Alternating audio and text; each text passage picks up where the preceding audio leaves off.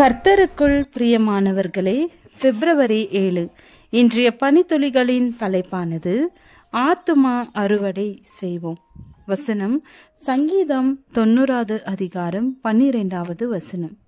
எங்கள் நாட்களை என்னும் அறிவை எங்களுக்கு போதித்தருளும்.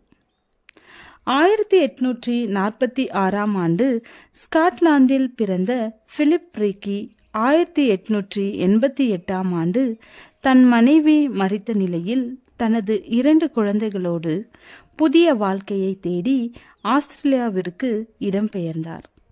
ஒரு வருடத்தில் அவர் தேடின வாழ்க்கை கிடைத்தது.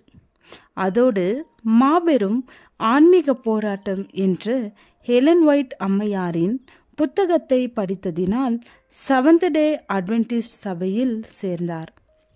தனது வேலையை விட்டுவிட்டு புத்தக ஊழியம் செய்ய தீர்மானித்தார்.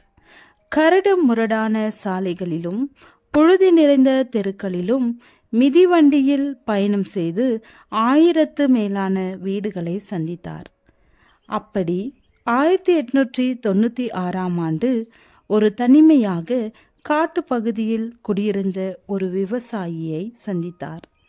டாம் என்று அழைக்கப்படும் அந்த மனிதனின் மனைவி மரணமடைந்த சோகத்தில் இருந்த நேரம். அவர்கள் மரிக்கும் முன்பு டாமிடம் வாக்குறுதி ஒன்று வாங்கியுள்ளார். அதாவது இயேசுவின் 2ஆம் வருகையின் போது டாம் பரலோகம் வர வேண்டும், அவர்கள் பிள்ளைகளையும் கூட்டி வர வேண்டும். இதற்கு சம்மதம் தெரிவித்த டாம் என்ன செய்வது என்று யோசித்துக் கொண்டிருந்த வேளையில்தான் பிலிப் ரீக்கி என்ற இந்த புத்தக ஊழியரை சந்தித்துள்ளார். சத்தியத்தை ஏற்றுக்கொண்ட டாம் மற்றும் 11 குழந்தைகள் மற்றும் அக்கம் பக்கத்தில் உள்ள 5 குடும்பங்கள் உட்பட ஒரு பெருங்கூட்டம் ஞானமுழுக்கு பெற்று சபையில் சேர்ந்தார்கள்.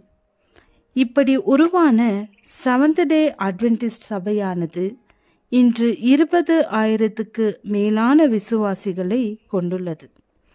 அந்த டாம் என்ற விவசாயி சந்ததியினர் இன்றும் நம் சபையில் இருக்கின்றனர்.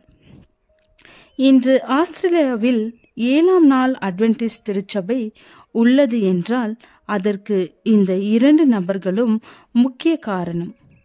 நமக்கு கொடுத்திருக்கும் தாளந்துகளை நாம் பயன்படுத்தினால் மிகுந்த பலனை காணலாம். புத்தக ஊழியம் ஒரு சிறந்த ஊழியம். வாய் பேச முடியாத இடங்களில் புத்தகம் பேசும். இன்று அந்த 2 நபர்களும் மண்ணில் உறங்கிக் கொண்டிருக்கின்றனர். ஆனால் அவர்களுடைய சாட்சி பேசப்படுகிறது.